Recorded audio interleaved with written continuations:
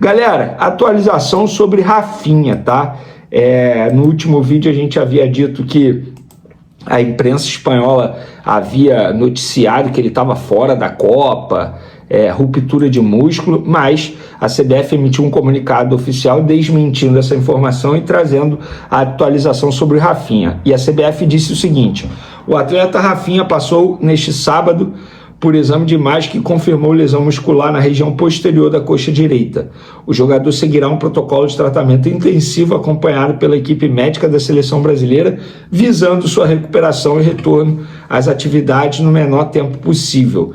Pois bem, lesão confirmada, o jogador está fora do jogo contra a Escócia, quarta-feira, dificilmente fica à disposição do jogo do dia 29. Por que eu falo dia 29? Independentemente da seleção brasileira passar em primeiro ou segundo, o jogo será no dia 29. O que muda é o horário e também a logística. Se passar em segundo, a seleção brasileira vai ter que ir para o México, para Monterrey, no México, onde será disputado o jogo às 10 horas, horário de Brasília. Caso passe em primeiro, a seleção brasileira continua nos Estados Unidos e o jogo será disputado em Houston, 2 horas da tarde, horário de Brasília, tá? Mas o Rafinha tá fora. E aí a dúvida é, quem ele vai botar na vaga do Rafinha? Eu vejo 3 opções: Luiz Henrique, Ryan e até mesmo o Endrick.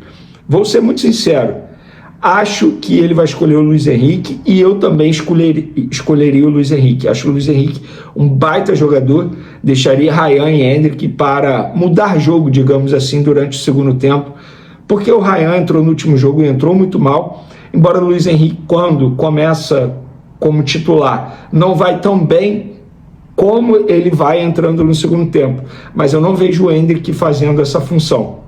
Então, das 3 opções, eu escolheria Luiz Henrique. E você, escolheria quem? Pode comentar à vontade aí. E sobre a informação que eu falei para vocês, tá? Uma pessoa me mandou mensagem assim, vamos lá, deixa eu ver, vou te contar uma que eu vi, usa se você achar que vale. Só não fala o meu nome, pelo amor de Deus. Aí eu falei, claro, manda aí, o que é? Aí ele, assim que acabou o jogo entre Brasil e Haiti na Filadélfia, um grupo de torcedores parou no lobby do estádio para ver quem descia pelo elevador dos VIPs. A maior festa foi quando desceram alguns campeões do mundo: Rivaldo, Ronaldo, Cafu, Roberto Carlos, Kaká e Bebeto. Mas a cena mais surpreendente foi quando desceu o Sami Chaldi, presidente da CBF, que teve a vida privada exposta recentemente. Ele saiu do elevador e já se caminhava para a saída quando um grupo de uns 30 torcedores começou a gritar: presida, presida, deu autógrafo e tirou fotos. Nem ele esperava. No dia seguinte, no caso ontem, né, voltou a ser assediado positivamente no aeroporto da Filadélfia, onde pegou um voo comercial para Orlando. Na semana anterior, o dirigente havia se afastado do ambiente da seleção por causa da repercussão das publicações a respeito da sua vida pessoal. Uma semana e uma vitória da seleção depois, eis o que acontece: o cara está sendo aclamado por torcedores. É o que eu falo, galera. Nada, olha só, eu não estou aqui para comentar a vida pessoal do cara, se ele fez aquilo que o Dias divulgou ou não. Estava sendo achincalhado. A bola entrou, seleção brasileira venceu, pronto. Já está caindo na graça do povo novamente. E assim, brincadeiras à parte, eu quero fazer um elogio ao Sami Chaldi, porque ao menos ele está tentando mudar o futebol brasileiro, se reunindo com os clubes brasileiros, mudando presidência da arbitragem, do comitê de arbitragem. Está tentando, está estreitando laço com os clubes. Ele pelo menos está tentando. Melhor do que o antigo presidente, que nem tentar estava fazendo, né? Dito isso, galera, vamos para a próxima informação, que envolve o Flamengo. O Flamengo vai concluir mini estádio até 2027 e projeta quadra de futebol de salão no Ninho. A gente já havia feito uma entrevista aqui com o Alfredo Sampaio, ele falou sobre isso, de botar a quadra de salão no Ninho, falando que o Flamengo vai aumentar ainda mais o foco no futsal, que é onde você consegue achar bons jogadores, e de fato é isso. Vários jogadores na história do futebol saíram do futsal. O mais recente, por exemplo, quando a gente lembra assim, o Richard Rios, o Flamengo encontrou no futsal da Colômbia. Aí ele veio para o Flamengo, não teve muito sucesso, Guarani, Palmeiras deslanchou, hoje está no Benfica e jogando na seleção colombiana. E por falar em seleção colombiana, só um OBS aqui, o Gonzalo Plata, chorando bastante depois do empate da seleção do Equador com o Curaçao em 0-0. O goleiro do Curaçao, nossa, agarrou muito.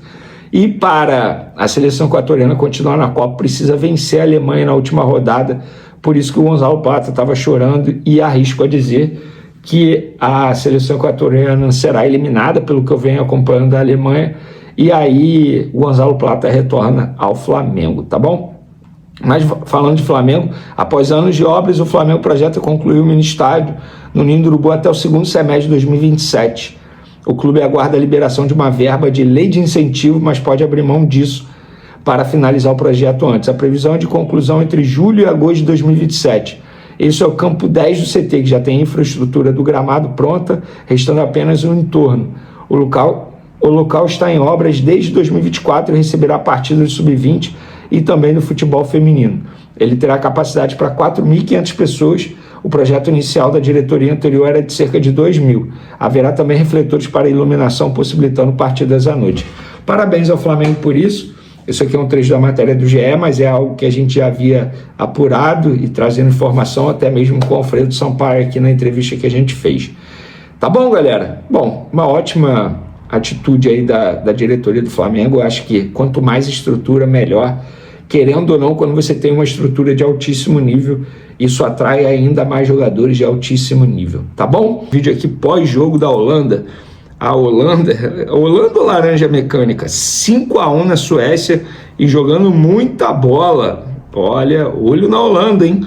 Que pode ser adversário da seleção brasileira na próxima fase. Ah, mas a Holanda ficará em primeiro. Beleza, o Brasil pode ficar em segundo. Então, de olho na Holanda, galera. Amassou a Suécia e meteu logo 5-1. E por falar em seleção brasileira, só uma atualização envolvendo o Neymar. Ele treinou em Nova Jersey e fez trabalho com bola com Alexandro, lateral esquerdo, inclusive lateral esquerdo do Flamengo.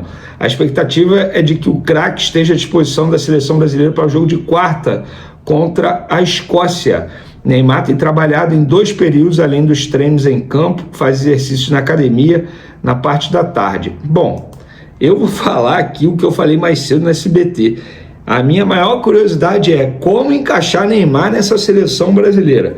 Ele não faz o que o Paquetá faz dentro de campo, ele não faz o que o Matheus Cunha faz dentro de campo, ele não faz o que Vinícius Júnior faz dentro de campo, e ele não faz o que o Rafinha faz dentro de campo. Como encaixar o Neymar nessa seleção brasileira?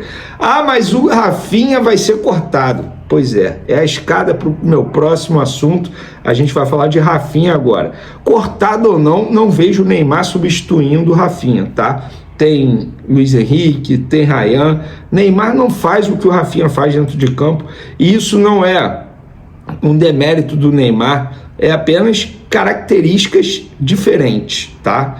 Então, sobre o Rafinha, a imprensa espanhola, gente, soltou o seguinte: urgente, Rafinha está fora da Copa do Mundo.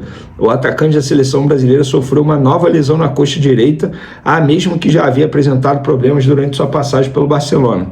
Trata-se de uma ruptura muscular e a tendência é que ele não volte a atuar nesta edição do Mundial. Vou ser sincero, eu não tenho essa informação, repito, é da imprensa espanhola. O que eu sei é, não joga contra a Escócia, mas ainda está sendo avaliado, e aí vão tomar uma decisão se tem tempo para ele se recuperar ou não. Acho até que a FIFA poderia rever essa situação, gente.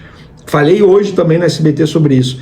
A gente vê um futebol cada vez mais físico, cada vez mais competitivo dentro de campo no ponto de vista físico. Os calendários no mundo, tá? Não é só no futebol brasileiro, exigindo cada vez mais dos atletas. A Copa do Mundo aumentando o número de jogos e também piorando na logística, porque são 3 países. Custava a FIFA rever isso no sentido assim, ó, a partir do mata-mata pode fazer uma mudança ou 2 por questão de lesão na lista. Lembrando, goleiro pode a competição inteira, jogadores de linha que não, até a véspera da estreia. Por exemplo, na última Copa do Mundo, eu estava lendo, a seleção brasileira perdeu Alex Telles e Gabriel Jesus durante a Copa por questão de lesão. Eu acho que a FIFA poderia valorizar o próprio produto e mudar essa regrinha aí, pelo menos é o que eu penso. Sobre Rafinha, a imprensa espanhola noticia isso, mas ainda não tem a confirmação da CBF. De fato, não vive um grande momento. Acho até que poderia se tornar reserva, beleza, mas agradecer o corte dele, gente, aí eu acho demais, acho até desumano, tá? Porque estamos falando de um atleta que lutou a vida inteira para estar vivendo esse momento e tá lá na Copa do Mundo, aí você pede o corte, agradece, ainda bem que se machucou. Acho isso até desumano. Ó, galera, não tem mais volta. Rian Roberto assinou o contrato com o Shakhtar. Publiquei a imagem em primeira mão lá nas outras redes sociais, Twitter e Instagram, @Vene Casagrande no Twitter, @Vene Casagrande no Instagram, e lá vocês vão poder ver essa imagem, ele assinando com o Shakhtar, o contrato dele, que ele seja muito feliz com a camisa do Shakhtar.